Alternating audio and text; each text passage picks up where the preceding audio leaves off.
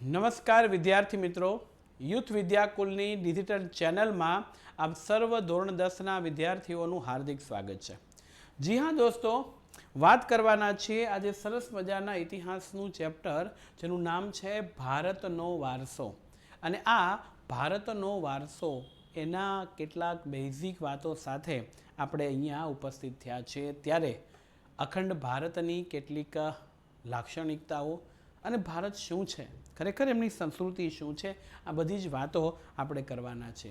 અને એના માટે આપણે આજે સરસ મજાના ટોપિક સાથે આવ્યા છીએ। ત્યારે આ વિડીયોઝની અંદર આપ સર્વને વિનંતી છે કે એક સારો વિચાર હું તમારી સાથે રજૂ કરું છું અને હું ભારતના વિદ્યાર્થી તરીકે શપથ લઉં છું કે ગમે તેવી મુશ્કેલીઓનો સામનો કરીને ખૂબ જ મહેનત કરી પૂરા આત્મવિશ્વાસ સાથે યુથ વિદ્યાકુલ દ્વારા જે ભણાવવામાં આવે છે તે પૂરી નિષ્ઠાથી ભણીશ અને ખોટી વાતોમાં આવીશ નહીં, ખોટી કોમેન્ટ કરીશ નહીં। હું મારા ગુરુજી અને માતા પિતાનો આદર કરીશ। હું એવી દરેક પ્રવૃત્તિનો ત્યાગ કરીશ કે જે મારા લક્ષ્યને મેળવવા માટે બાધારૂપ હોય છે। મિત્રો, ખરેખર આ સારો વિચાર સાથે તમે સહેમત હોવ તો આઈ એગ્રી એવું લખજો। હવે મારે વાત કરવી છે ભારત દેશની। તો પ્રસ્તાવના આપણે લઈ રહ્યા છીએ અને તમને સૌથી પહેલું ખબર જ હોય કે ભારત દેશની ઉત્તર બાજુએ હિમાલય છે અને દક્ષિણ બાજુએ જુઓ તો હિન્દ મહાસાગર છે, એટલે આ બે ભાગ આવી ગયા। પછી ગુજરાતની નીચે અરબ સાગર અને આ બાજુએ પશ્ચિમ બંગાળમાં નીચે બંગાળાની ખાડી।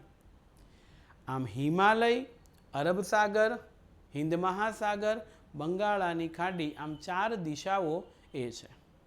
અને આ ચાર દિશાઓથી ઘેરાયેલો ભારત જે પ્રાચીન સંસ્કૃતિ ધરાવતો દેશ છે, એટલે પ્રાચીનતમ સંસ્કૃતિ ધરાવતો, એને ત્રણ બાજુએ આ સમુદ્રનો ભાગ છે અને એક બાજુએ સરસ મજાનો હિમાલયના પર્વતો આવેલા છે।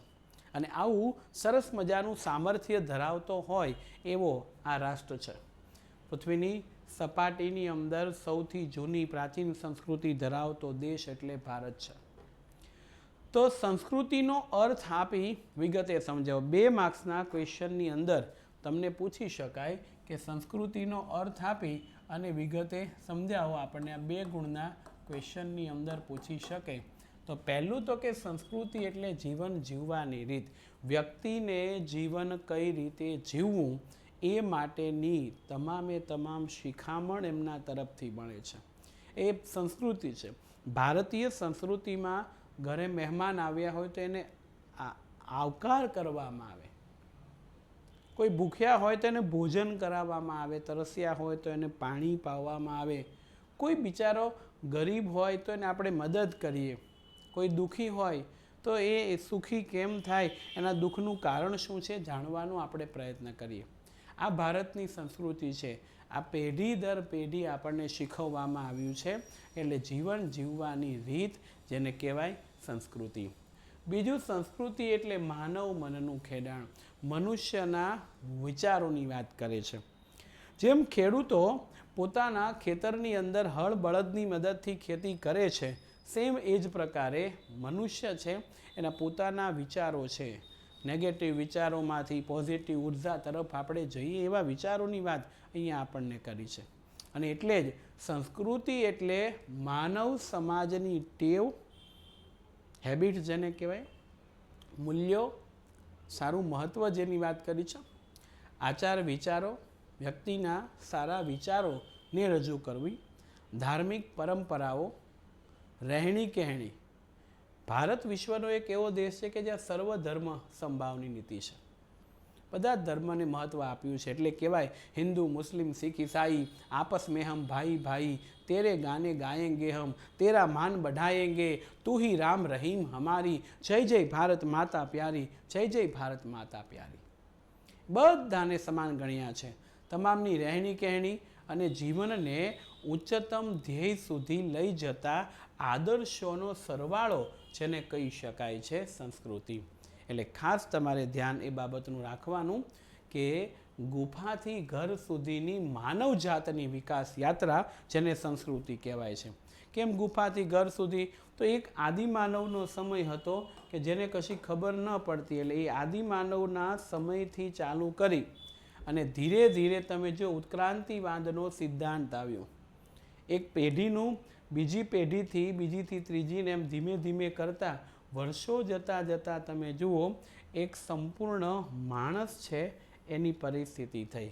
એટલે આ એક નાનકડી સફર છે એ ગુફાથી થઈ, જે આદિમાનવના સમયથી, અને અત્યારે મનુષ્ય છે એ આ ઘર સુધી પહોંચ્યો. તમે જુઓ તો ગુફાથી ઘર સુધીના મનુષ્યની વિકાસની યાત્રા, જેને કહી શકાય છે સંસ્કૃતિ. પ્રાચીનતમ સંસ્કૃતિમાં તમે જો ગ્રામ્ય વિસ્તારની ઘર મકાનો જુદા હોય છે, શહેરી વિસ્તાર હોય તો એમનું જુદું હોય છે, અને એ રીતે વિશાળ સંસ્કૃતિ આપણી થઈ.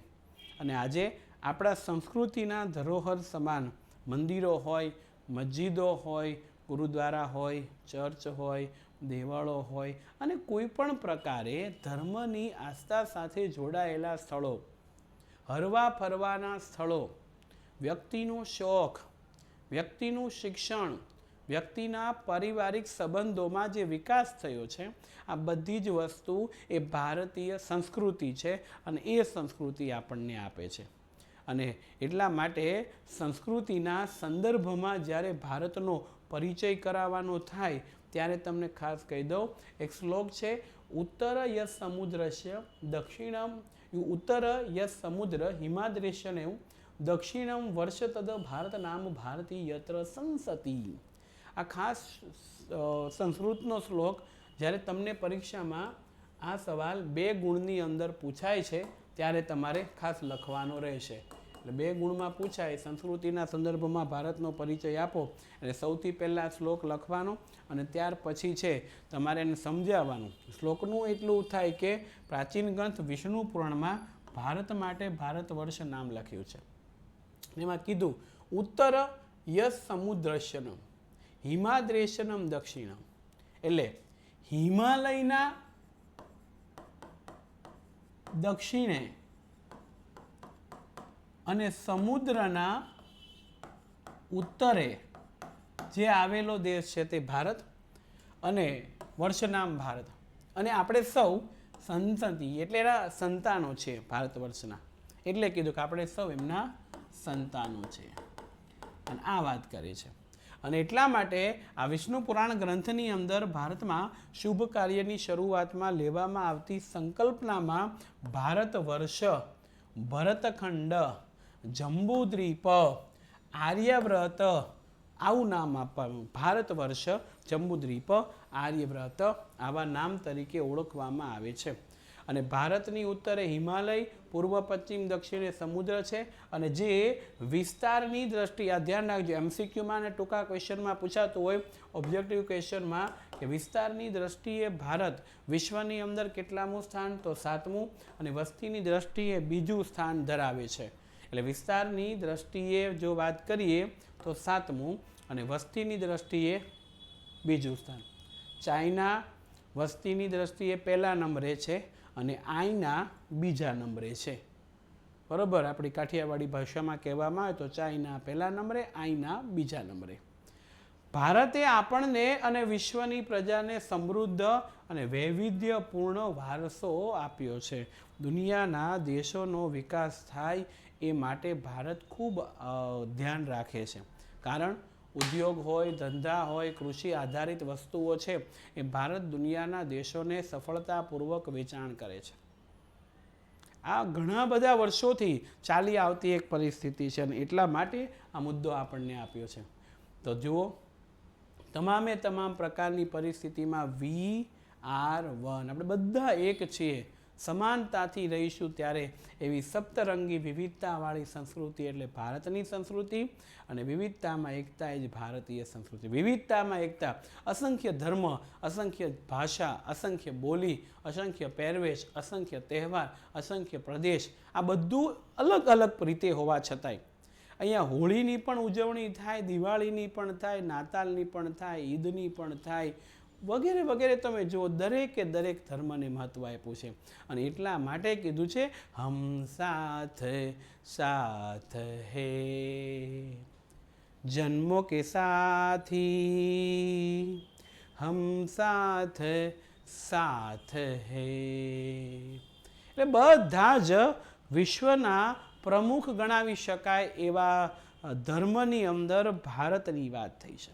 અને એ બધા ધર્મ અહીંયા પાળવામાં આવે છે, એટલે એ સર્વ ધર્મ સંભાવની નીતિ સાથે આગળ ચાલતો રાષ્ટ્ર ગણાવી શકાય. અને ઇતિહાસમાં સંસ્કૃતિ શબ્દ વિશિષ્ટ અર્થમાં પ્રયોજાયો છે.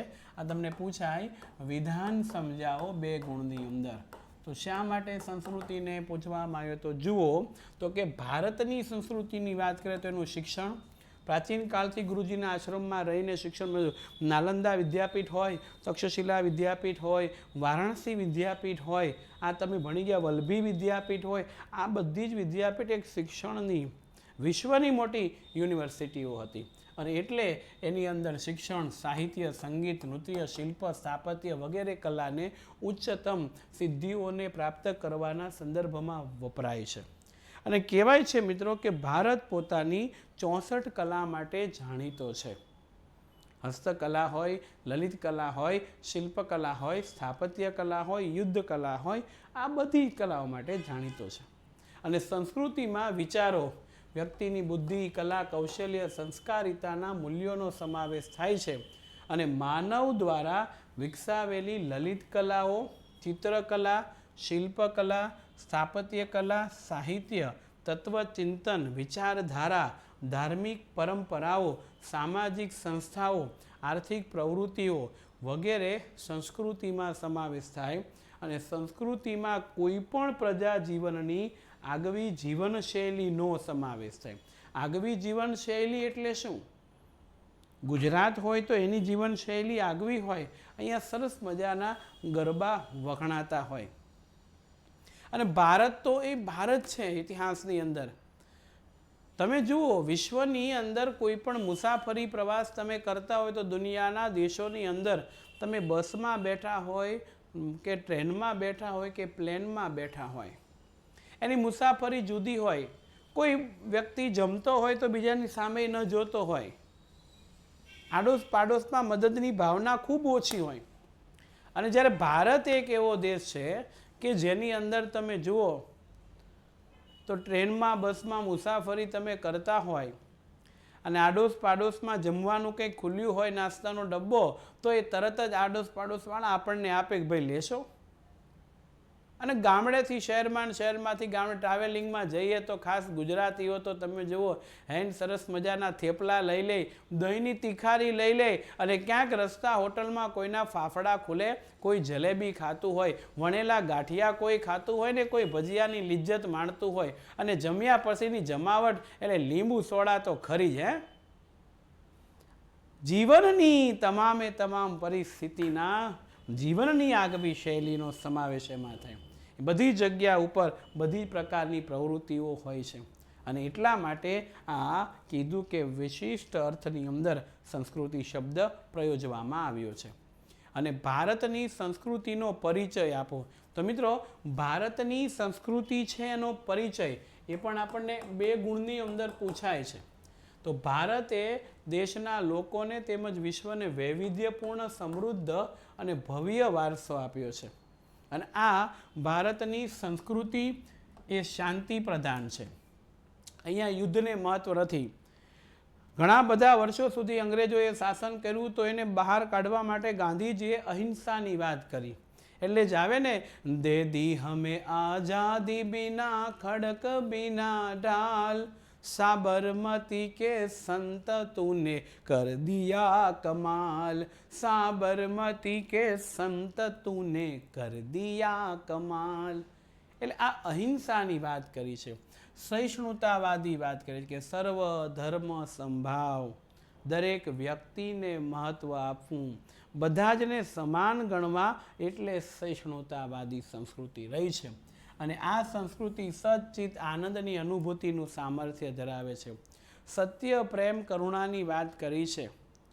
મનને ચિત્ત મન પ્રફુલ્લિત રાખે, આનંદિત રાખે એવી વાત કરી છે. અને ભારતના ભાતીગળ વારસો, ભાતીગળ એટલે વિવિધતાવાળો વારસો, જુદી જુદી પ્રકૃતિ, જુદી જુદી સંસ્કૃતિ અને બધાનો એક સમન્વય પરિસ્થિતિ છે એ ભારતની અંદર જોવા મળે છે. અને એ સમૃદ્ધિથી આકર્ષાઈને અનેક વિદેશી પ્રજા એ ભારતની અંદર આવી છે અને વસી છે. એટલે ભારતની સંસ્કૃતિમાં અહિંસા અને વિશ્વ શાંતિના મૂલ્યો આજે પ્રશંસા પામ્યા છે વિશ્વમાં, અને દુનિયાના દેશોએ સ્વીકાર્યું છે.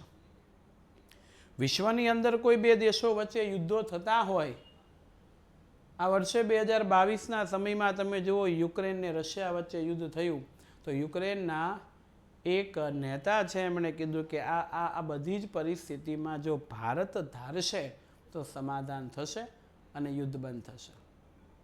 કારણ કે ભારત એક શાંતિપ્રિય રાષ્ટ્ર છે અને એ દુનિયાને શાંતિ તરફ લઈ જાય છે. અને એટલા માટે આ વિશ્વની અંદર આપણી શાંતિના મૂલ્ય છે એની પ્રશંસા થયેલી છે. અને સિંધુ ખીણની સંસ્કૃતિના સર્જકોથી શરૂ કરીને આજ દિન સુધી પૃથ્વીની સપાટીની અંદર ભારત એક એવો રાષ્ટ્ર છે આદિમાનવના સમયથી નદીના કિનારે વસ્યો છે. સિંધુ અને રાવી નદીના કિનારે ભારતની સંસ્કૃતિ પાલન પોષણ પામી છે, એનો વિકાસ થયો છે. શા માટે? તો કે આદિમાનવને ખબર હતી ધીમે ધીમે કે ભાઈ વરસાદ બારે માસ નથી આવતો, આપણે ખેતીનું કામ ને બધું કામને બારે માસ જોઈએ છે, તો શું કરવું? તો કે અહીંયા સ્થિર થવું પડે. જો આપણે સ્થિર ન થઈશું તો વિકાસ થશે નહીં, અને સ્થિર ન થશે તો વિકાસ ન થશે, તો સ્થિર થવું પડે. એ નદી કિનારે વસવાટ કર્યો અને ત્યાં એણે મકાનો બનાવ્યા, ઇમારતો બનાવી, રહેઠાણના સ્થળો બનાવ્યા. અને આજે તમે જુઓ પૃથ્વીના પેટાળની અંદર ઉત્ખનન કરતા એટલે કે ખોદકામ કરતા આવા બધા જે પરિસ્થિતિવાળા જે બાબતો છે એ મળી આવી છે. અને એટલા માટે દુનિયાના દેશો છે એની અંદર ભારતીય સંસ્કૃતિ એ સૌથી વધારે મહત્ત્વ ધરાવતી સંસ્કૃતિ કહેવામાં આવે છે, અને એની વાત આપણને આપવામાં આવી છે.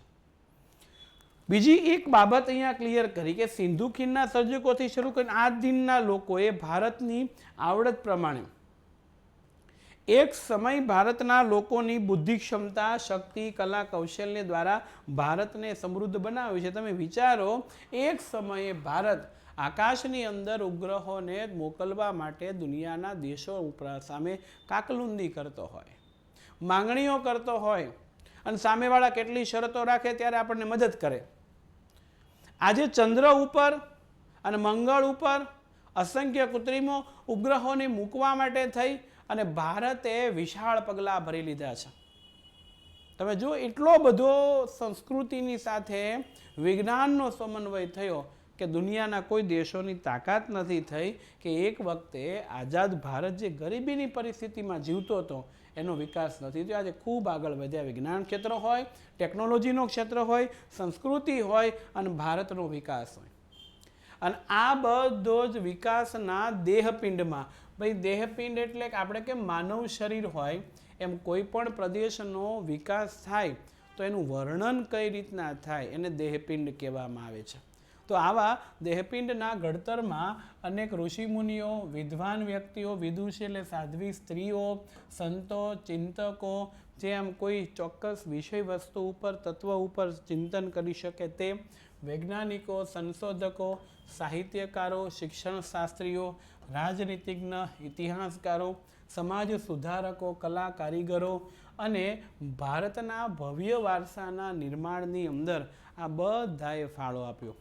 કોઈકે કંઈક લખીને ફાળો આવ્યો. હમ ઉસ देश के वासी है जहाँ गंगा बहती है, माँ लोरिया गाती है और बच्चे सो जाते हैं. આ તમે જુઓ, કોઈકે કંઈક લખ્યું છે. એટલે ભારતની સંસ્કૃતિ એમનેમ વિશ્વની અંદર જાણીતી નથી.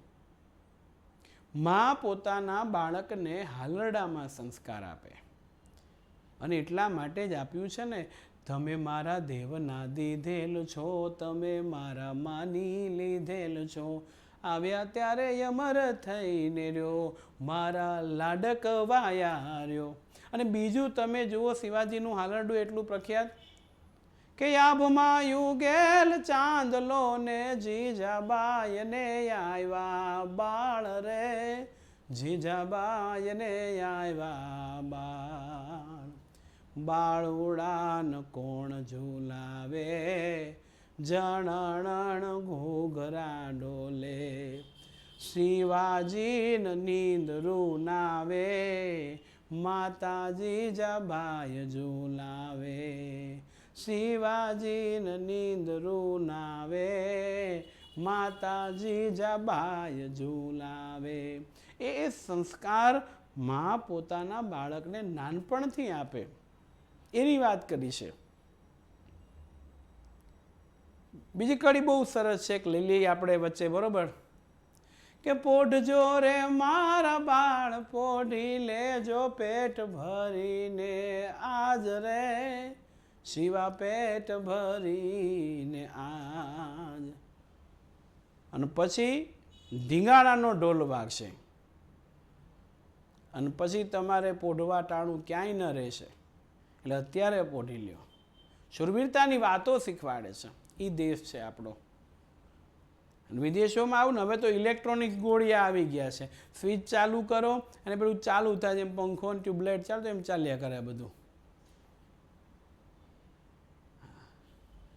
એક બેન તો હમણાં હાલરડું ગાતા હતા, હુલુ લુલુ હાલ્યો ને તારો બાપો ટાલ્યો ને બટા હુઈ જા.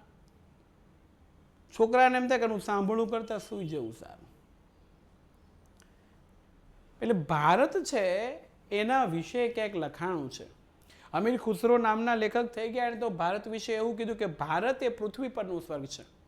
અને એણે લખેલી એમના ગ્રંથો છે, આસિકા છે, નૂર છે, સિપિહર છે, કિરાતુલ સદાયન છે, એમાં એણે વર્ણન પણ કરીને બતાવી દીધું. એની ઇમારતો, સંસ્કૃતિ, પ્રકૃતિ, લોકો બધાનું વર્ણન કર્યું છે.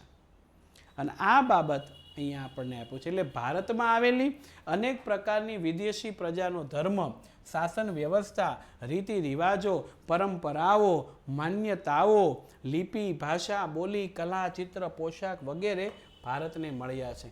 કારણ કે ભારતે આ બધી સંસ્કૃતિ આવી અને બધાનું મિશ્રણ અહીંયા થયું ને, એટલે એને ભાતીગળ સંસ્કૃતિ કહેવાય. અલગ અલગ ભાત પરિસ્થિતિવાળી સંસ્કૃતિ.